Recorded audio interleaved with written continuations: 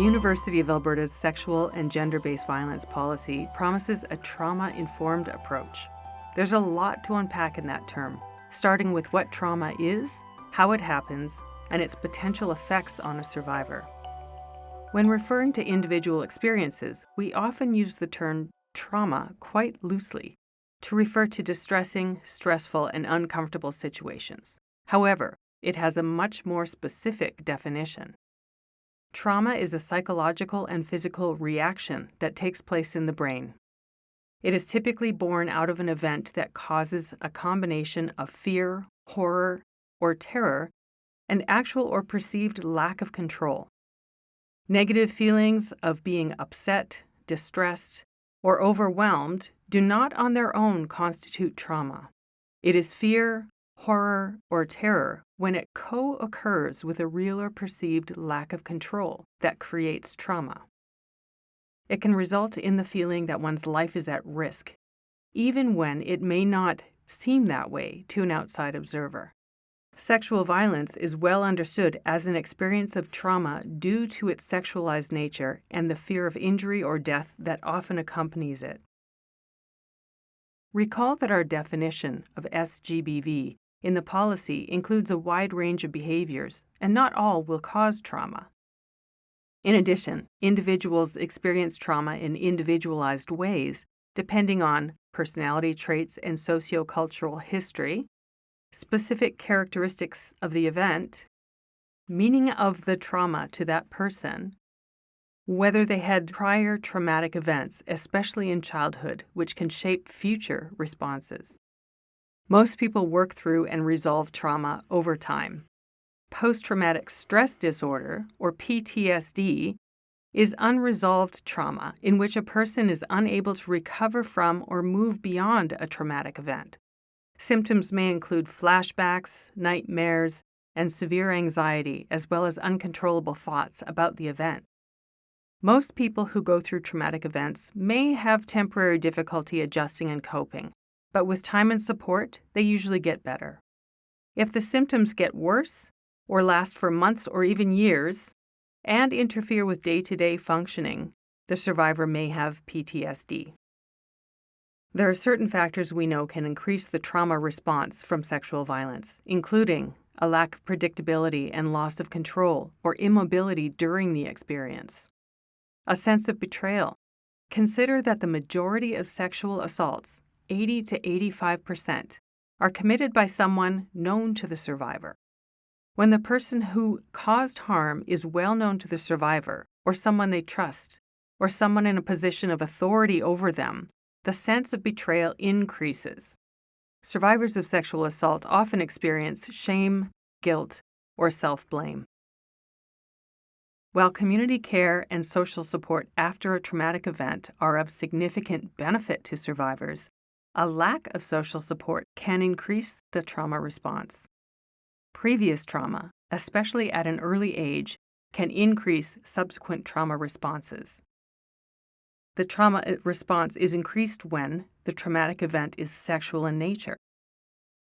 Consider the experience of a survivor who was sexually assaulted by someone they knew and trusted, whose only training was to stay away from strangers, and who may have never developed habits that would make them fight or run in a traumatic situation.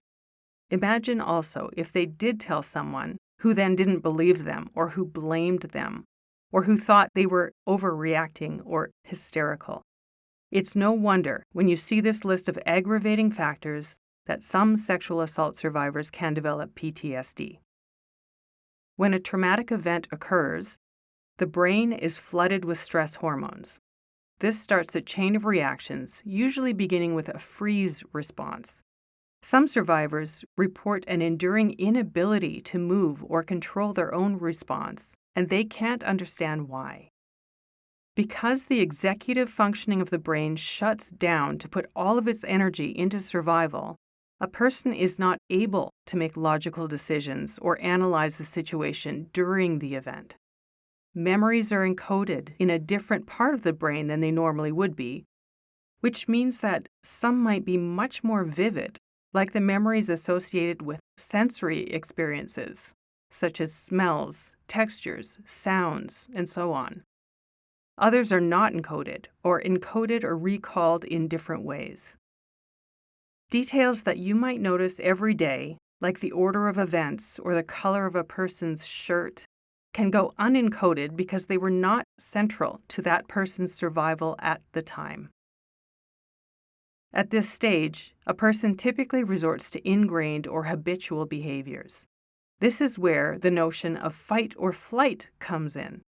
However, it's actually more common to freeze or fawn, which is to try to please the person harming them in order to increase the chances of survival. In severe situations, survivors report dissociation or leaving their body. Following a traumatic event, it's common for a person to be unable to remember some details, while others might be extra vivid. But recall is fragmented and disorganized. A survivor may have an inability to provide a chronology of events, so they can't say what happened first or what happened next. Their emotions can swing across the entire spectrum, or they might display no emotions at all. They might feel disconnected from their own body or relive the incident in flashbacks or nightmares. Trauma can also manifest in physical illness or pain, anxiety or depression, hypervigilance, or disconnection from the environment. And survivors often report that they are unable to concentrate. Some choose to self-medicate with alcohol or drugs, not necessarily understanding that the way they feel is a result of trauma. We would all like to think that we know how we would react during and after a sexual assault, but it's surprising to hear about these common reactions that we wouldn't necessarily expect or understand. For example, many survivors report during the traumatic event that they did not fight or resist, did not run away or call for help, even when they had the opportunity to do so, attempted to please or appease the person harming them as a survival technique, engaged in subsequent sex or sleeping after the assault. In days, weeks, or months afterwards, survivors may not tell anyone, delay their disclosure, or only disclose in fragments. They might continue contact with the person who harmed them through texts, calls, or dates. They might act normal, for example, continuing shopping, going to work, and socializing or partying. And they might not overtly display distress or trauma at all. It's important to know that these counterintuitive behaviors are common because so many times they're taken as evidence that there was no sexual assault. If they didn't run or fight or report immediately, we think it must have been consensual. Or if they don't act upset, or they go about their daily lives, or if they stay in contact with the person who harmed them, we think it must have been consensual.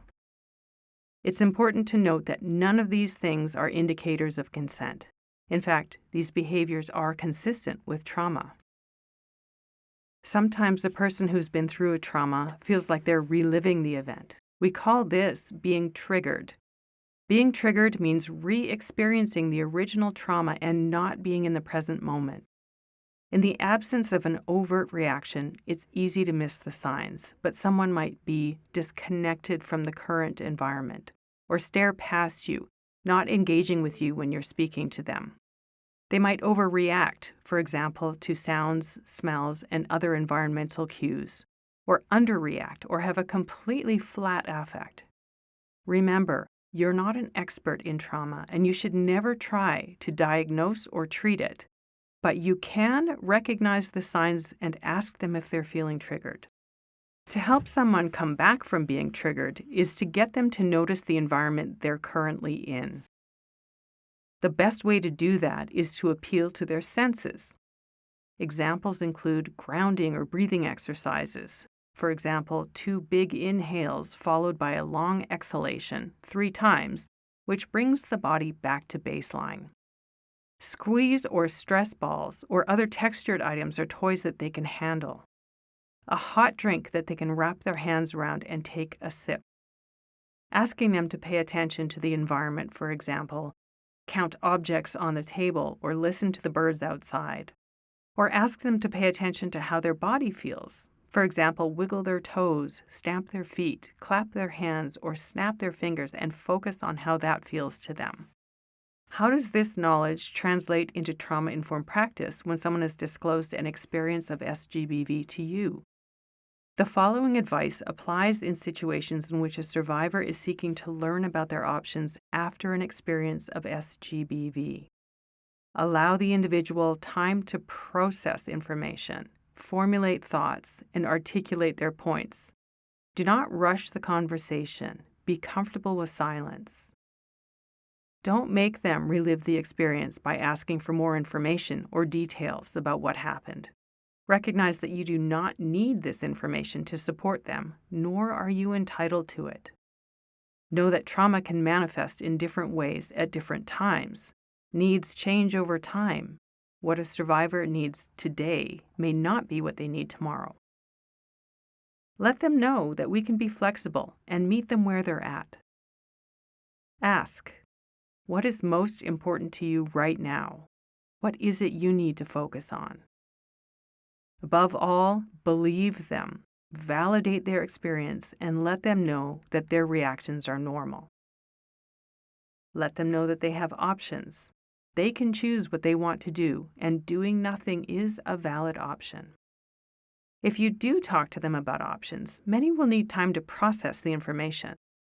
A follow-up email or information in written form can help.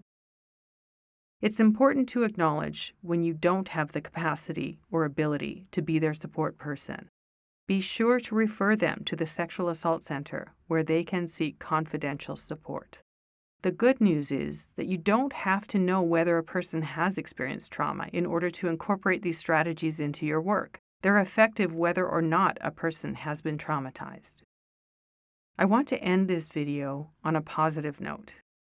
We at the university have the ability to make a positive contribution to a survivor's recovery. Resiliency is the capacity to recover from adversity. The best predictor of recovery from trauma is being able to talk about it.